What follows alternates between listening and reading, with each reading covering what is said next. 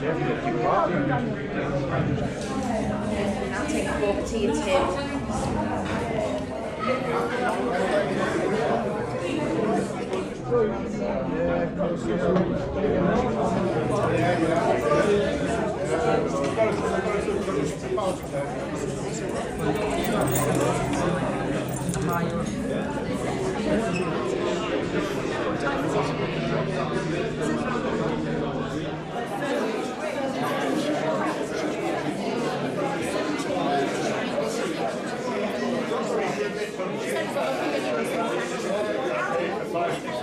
Can I just ask everyone to take a seat, please, because we need to obviously accommodate the catering staff.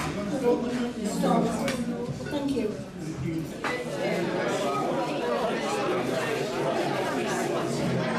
Can I have your attention, please? Thank you. Good evening, everyone. A very warm welcome, and thank you for joining us this evening. Tonight's event forms part of our Global Skills Project, where we have been working together to celebrate and promote Sunderland's rich maritime heritage. Your support and presence here tonight truly helped to keep this heritage alive, and for that we are incredibly grateful. Before we begin, we would just like to cover a few housekeeping points for the evening. The bait rooms are located to the right of the bar area. In the event that a fire alarm sounds, please be aware that this will be a genuine alarm, as there is no planned fire drill for this evening. Please follow the nearest exit signs and make your way to the assembly point outside the main building. We kindly ask for your encouragement and support throughout the evening. Special thanks go to Dr. Mike Robinson, the Professor of the Culture and Heritage, UNESCO, delivering this presentation. We now are going to serve the starter course, which is soup. And during your starter, we will be doing the student presentation. So can we delay the student soup, please?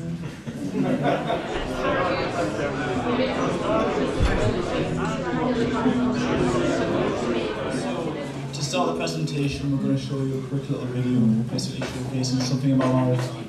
This might be loud enough, but I don't feel like it is. Can you hear us? So yeah, we're just going to go over obviously the TikTok content or the growth record. So that.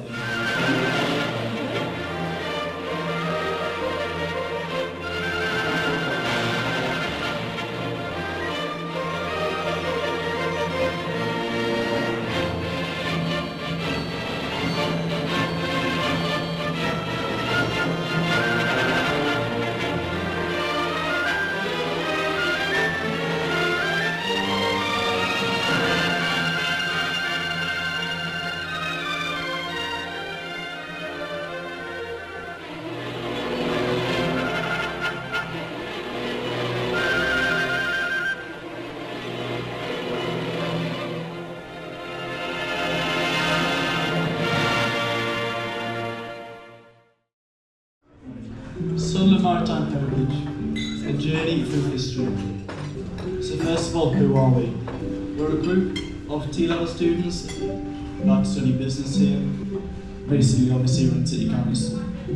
So my name's Josh, that's Daniel, that's Ben, and that's Israel.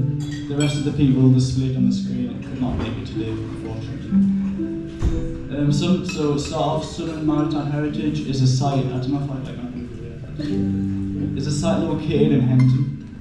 It's a place dedicated to preserving the history of Sunderland. What are we doing? We are creating an event to raise awareness for the Sunderland Maritime Heritage Site.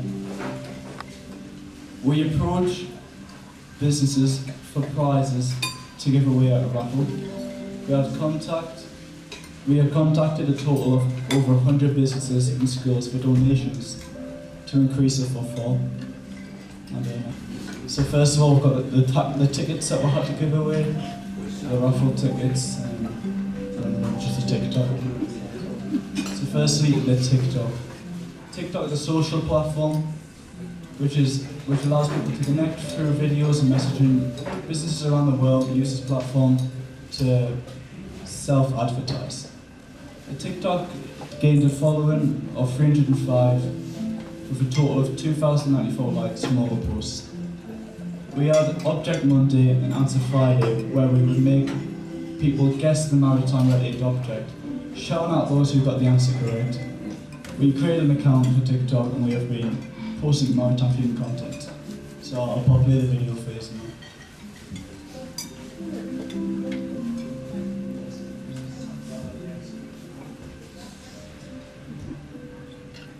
So, alongside the TikTok and those tickets that were sold for £15, which were sold for £15 each, as you all know, we are selling raffle tickets. Each of them are for a strip of 5 are all for £1. And you can win one of those, any of those prizes over there on those on that table. I don't know if you can see them. How has sustainability evolved? Sustainability is one of our topics that we have to include in this global skills. That's why it's out of place. This created large amounts of waste during the fabrication, and environmental concerns were minimal, especially before the 1970s. Shipyards often discharged chemicals, oils, and heavy metals directly into waterways. However, today, modern shipbuilding emphasizes lightweight, high-strength steels and composites, recyclable materials, precision coating and modular construction to reduce waste, safer coatings with lower toxicity, digital design tools and automation are also reduce material waste and energy use during production. Now for the main part. Sunderland Maritime Heritage is an organization located on Church Street, Sunderland. The purpose of the Heritage Centre is to preserve the historic elements of Sunderland. However, based on the research I found, originally was set up to save a ship that was originally in Scotland, set to be dismantled, known as the City of Adelaide.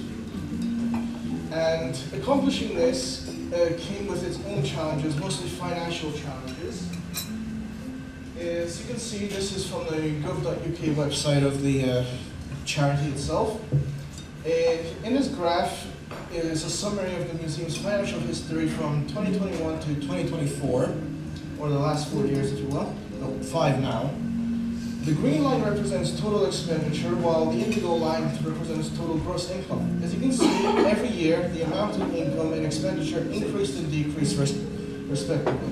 For example, 2024 saw the charity having £32,789 and £3,220. And what we have achieved as a team, the TikTok gained a following of 305 people, wish it was, 1,000, with a total of 2,094 likes from all of the posts, which is not bad, I presume, for a starter, but could be a lot more, like I said, the 305,000. To plan this event, we were the ones who had to take care to set everything up, the tables, the decoration, the balloons in reality, which is not a lot, but something. And we all took out our part, some more than others. And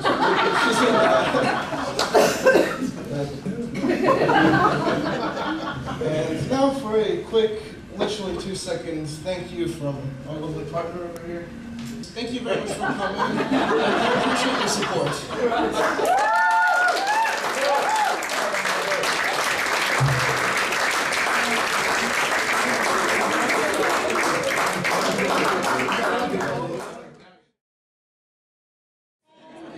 Please ask if you want to buy some raffle tickets. This ship here is actually a cake, which is being raffled off tonight, which was made by our beautiful chef here, Tanya. Probably to capture the proceeds of the cake, and Tanya over there.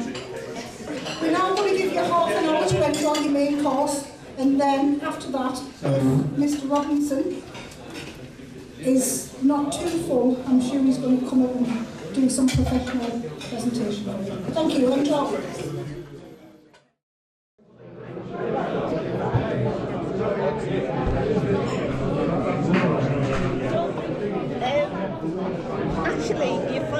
these days do sit down and take a photograph of their photos.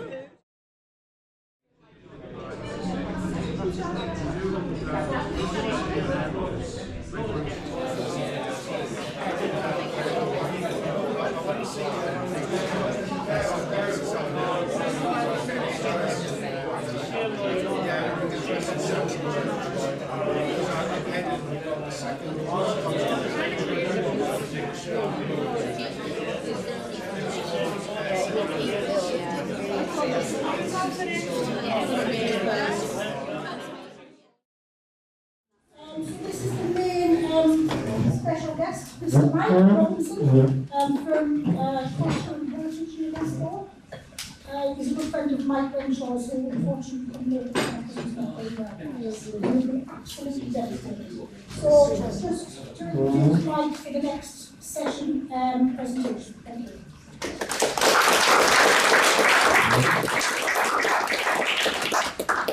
Thank you very much.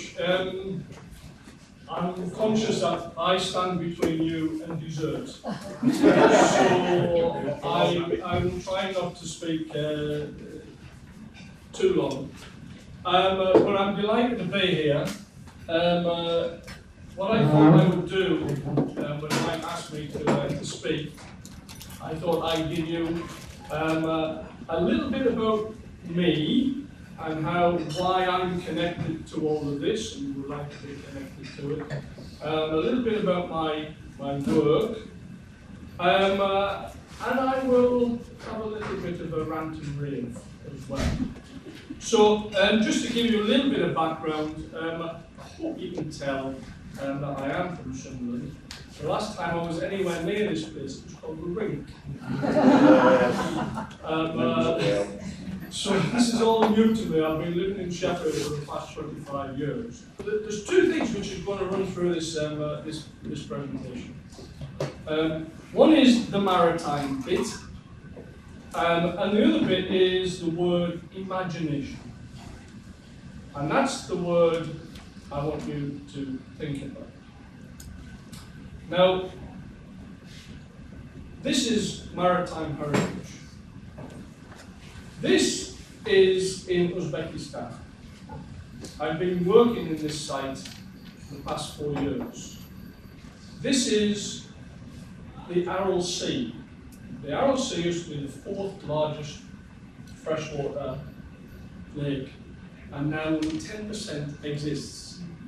So here you have the shore of what was a large fishing port. And the sea is now 170 kilometres that way.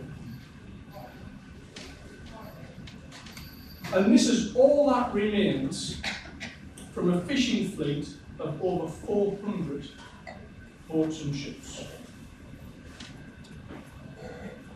And it's a very, very sad place. It's called Munyak, it's in Karakal, Pakistan, it's in the autonomous region of Uzbekistan, bordering on Kazakhstan. So, my project is to do something about the town.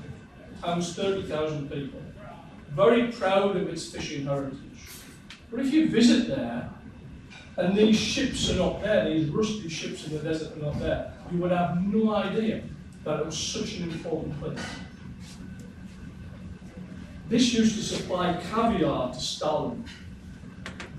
That's how important this place was. But for me, it exemplifies the importance of heritage, of keeping things which we value. Heritage has got nothing to do with history, it's about the value we place on things today for the present. Where the imagination comes in, twofold. One, what do we do with this place? We have to imagine an economy which is not based upon the sea, because the sea is a long way away now. So, we talk about a cultural economy. An economy that's based upon the heritage which was there. The tangible heritage but also the intangible heritage, all of the skills and all of the stories, because they're still there in the community. And actually, I thought this was rather nice when I came there. They said, we're going to have a festival. So, do you want to come along to the festival? I said, yes, what's the festival about? It says, 99 ways to cook fish. That's the festival, it's the fishing festival. Why this is also important for imagination as well. Personally, I could never have imagined when I was growing up in Sunderland ever of visiting a place like this. I work in China, I work in Korea, I work in Alaska, I work in Argentina, I worked in Thailand, Malaysia, Taiwan, all around the world. I could never have imagined doing that. But I do.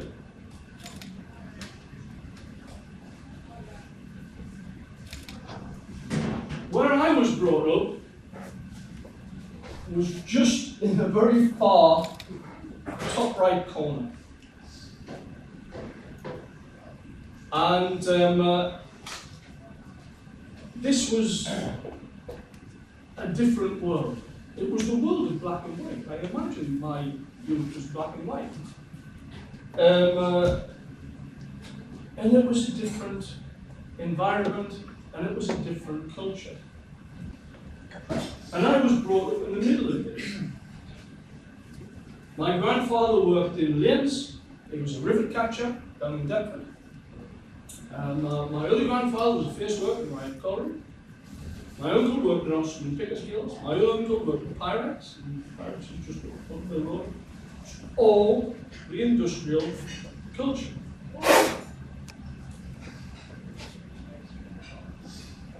I lived in a brewery. This is the old Northeastern Breweries, top of Westbourne Road. I grew up in here, in the old offices which were converted into flats. Immediately opposite this place was Bar's Lemonade Factory.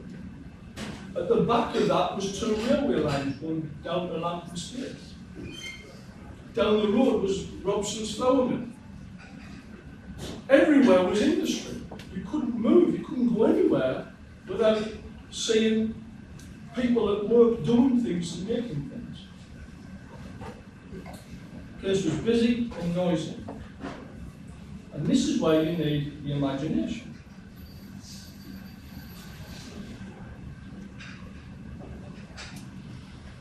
You really have to use your imagination to work out this is the same river. And you know, this is how the world has turned. This is not a Sunderland issue. This is how the world has turned.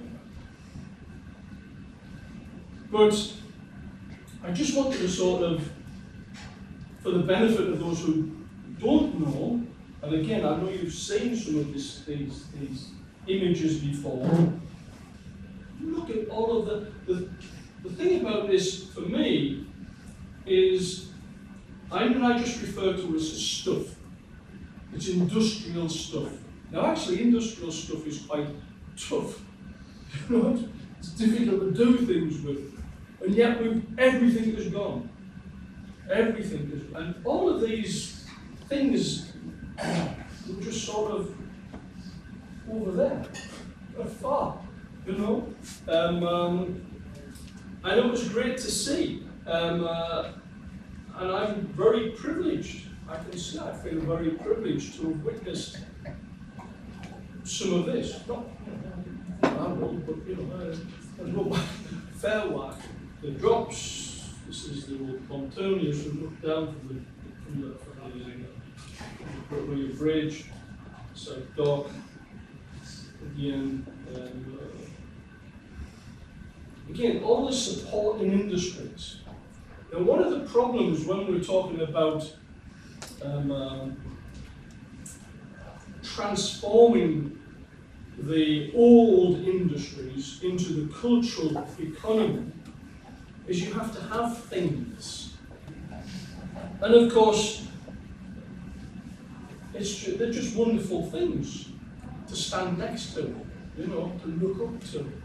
You know, these are fantastic. Now, again, I'm starting to sound sort of a bit nostalgic and politicianish now, but you know, we are an island, and lots of other places are still building ships, and whether that will ever happen again, I mean, we've got barrels still going, there's other things sort of going, but it's a spectacle, you know, and again, you have to use your imagination to think about these things and how it involved the whole of the community. Just have a look at the life in the river there. This is amazing, absolutely fantastic. So, you know, again, you can get drawn into this and say, oh, well, it wasn't wonderful then. Well, of course, lots of things weren't wonderful then. You know, this is tough work. But nevertheless, it was being used, and I think, you know, you have to really squeeze your imagination very hard to think of what the place was like. They took boats, dredgers and hoppers used to say going in and out. I think they were fantastic. So lots and lots of, you know, and I'm sure we can go on and on and on with these sorts of images.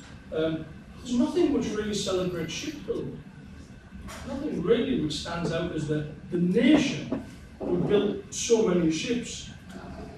And one of the reasons I first contacted the Maritime Centre was because I work in China and I'm advising the Shanghai municipality about building an industrial heritage museum.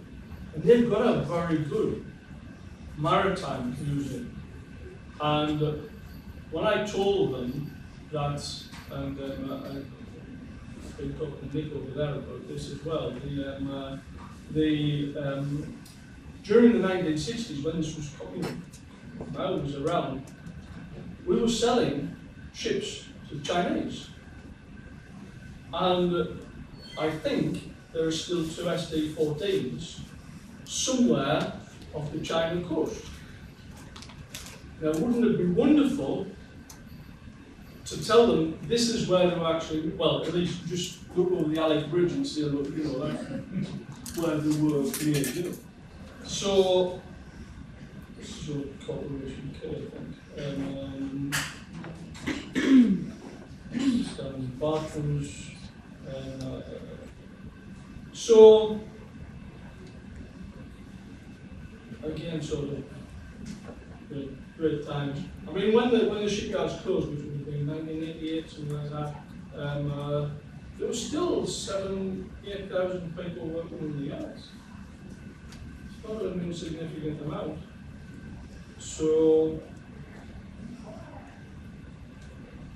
yeah, other places have respected their heritage better, and they continue to weave it into new economies. They use their imagination, and it also fires up people's imagination as well. Now, I know we've got this, nothing wrong with it, but you can walk over it, and you don't know what you're walking over. So, this is important. I think this is important. And I think, collectively, and beyond this room, and outside of the region as well, we need to use our imagination better. We need a much bigger presence for such a rich maritime history in a way that can capture imaginations in the future. Thanks very much.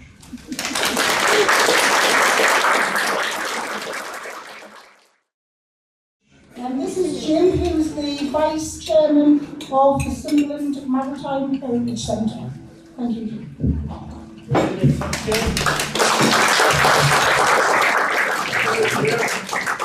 Well, Mike, I'll have to follow up. This is going to fail later in the video because the shows have done so and makes for a bus for it.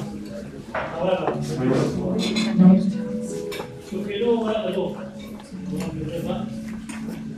Signs of our industrial heritage everywhere, all over the world, even up as far as Sunderland. Yes. This map for the is published in February, that proves over there. We build ships, and what we are, for our collective, is dedicated to trying to preserve the legacy. We want the memory of the shipyard kept alive. We want some of maritime exploits kept alive. And please, Mike didn't have this work.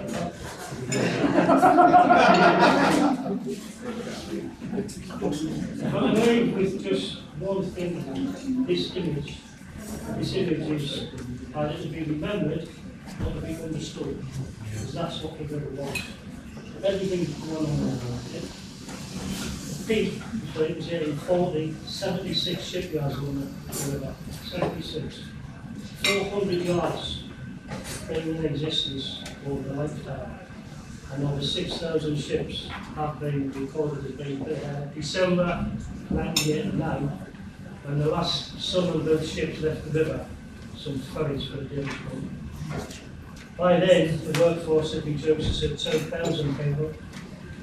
And while there was a very well organised and emotive campaign to save the yards, they were destined to fail. Politics and cost were most of the blame. Foreign competition was another. The story was newsworthy for a good few months because of the characters involved and the loss of such a significant industry. So who are we? Founded in 2000, we've been able to preserve some of the ships over the past collection includes boats, models, books, documents, tools, drawings, charts, navigation equipment. If you actually see the archives, it just looks like this massive junk room. There's no somehow in Scotland.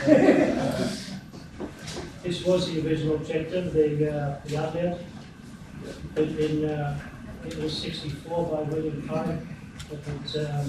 Then the composite cutter that just means wooden planks attached to in this case an iron frame, iron steel. Sydney Bradley is in South Australia. He was actually faster than we could have. How do we do this stuff? Registered charity, we don't get stuff. We rely solely on grants, memberships, subscriptions and donations to be made open for business. And to be open for business costs about £1,000 a month. Our volunteers are from all walks of life, lonely and isolated, vulnerable adults, really retirees looking for activities and conversation with like-minded people. We support people with autism, dementia, substance abuse, learning disabilities. We're not trained for any of that, but we do our best. And in 2020, we were awarded the Queen's Award for Voluntary Service. That was presented by Princess Anne, and it was primarily because of the activities we provide the community to do. And I'm quite proud of that award. It was hard work. So the centre is open on Wednesday, Friday, 10 to 2, other times by appointment. We have organised tours, walking tours and educational school visits, because we have 3 main assets, I suppose we call them. We have the Mildona, which is a 55-foot, 16-foot beam fishing vessel, refurbished, launched in 2018 and sailed. That's photographs of the tall ships we had a sail. 110 scale model, SMH College Event, built to the original 18th century plans. Was originally going to float, it doesn't, but it's a marvellous model. And then we've got the pilot boat, Weymouth. She worked with me for 40 years as a pilot boat.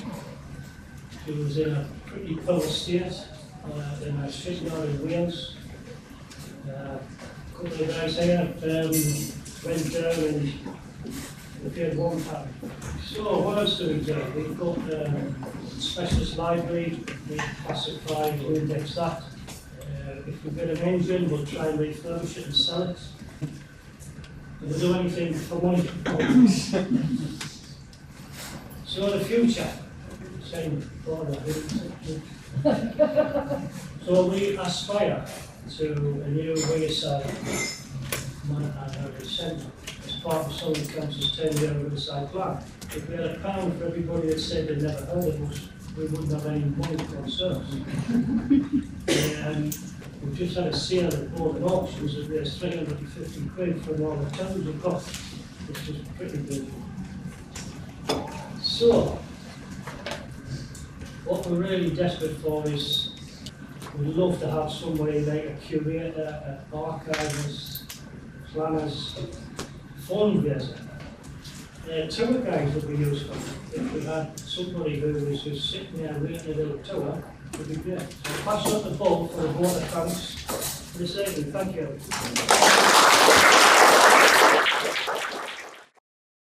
Thank you, Jim.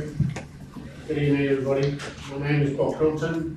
I'm a trustee at SMH, and it was my distinct pleasure to be asked to just offer a vote of thanks to everybody involved in this evening.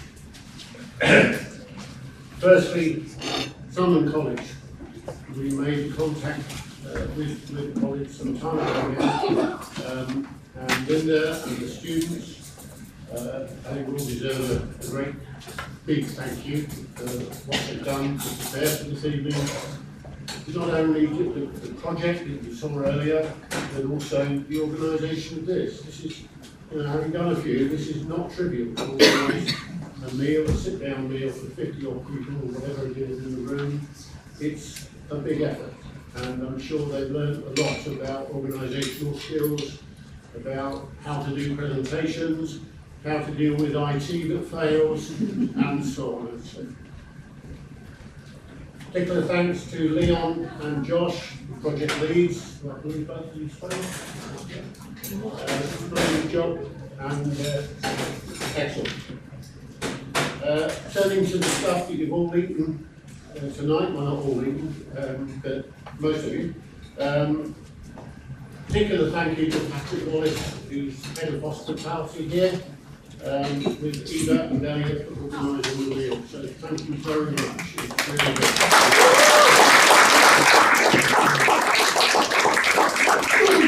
I have to say the pie will live in my memory for a long time, as it shows. Mike Renshaw couldn't be here. He's had severe tummy trouble for the last few days. And ended up in hospital for a bit while. But he is improving, and he did send his regards to everyone, and he was very sorry he missed it, but I would say he wouldn't have been safe here for all sorts of understandable reasons. And to Dan Sullivan, who's helped with the project, thanks Dan, and supporting the project in general. These things, to keep them going, they need an impetus. They need sometimes somebody who takes it on. And we find that with both our projects that Jim described, with boats, you just need someone in the middle just to be thinking about the next step and what we should be doing next. And that part of it, and then you say, yeah, but have we got all the materials to do the next step? Have we got the people organised to do the next step? So thank you both to Mike and Daniel for that. Particular thanks to our guest speaker, Professor Mike Robinson. Thank you very much for coming along, and some of the insights and some of the pictures. And to all of you, thank you for attending. I'm sure, because I certainly did, you would enjoy the meal and the company and the opportunity to chat. And particularly us old farts at SMH, we all had a chance to sort of get together. We never had time in the workshop. We're too busy drinking tea and coffee and deciding what the next job is. I came here about 12 years ago, and I looked at the river, and I never imagined what shipbuilding was like. And then you can see Mike's pictures of the river in the day of shipbuilding, and it's very hard for me to imagine what that was like, because I never saw it. But hopefully we can get some of the council and other agencies to help us put a better remembrance around all of that. And the only other thing I think that Jim didn't quite mention, but I will in closing, is that if any of you are teachers or involved in the education side of things, we do trips for school children, say broadly up to 30 people. And so if you have connections with a school and want to organise a trip, we try and make it fun so they can make a piece of rope, which doesn't sound a lot, but Mike over there, got a piece of kit together and it makes a piece of rope, which sounds easy and isn't. But we also have a life belt and we get to throw a rope all through things. Okay, well, thank you again for coming. From SMH, we, as Jim said, we get people just walking past the door and over there. We are, if you go to 1719, which is hard to miss, just walk down the road a bit, you'll find us. So, thanks again, and enjoy the rest of the evening.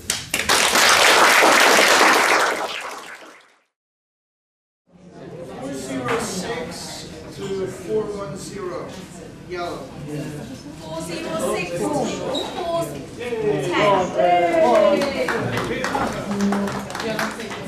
Next number.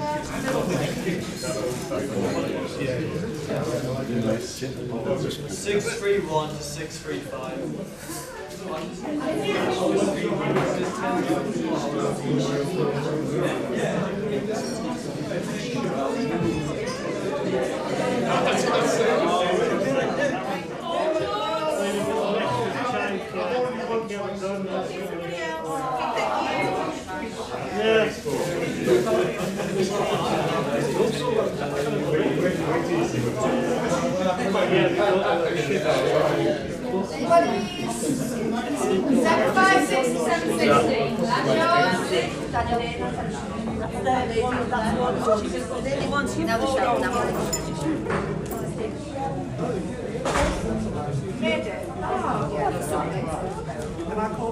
There's some vouchers. What colour are you?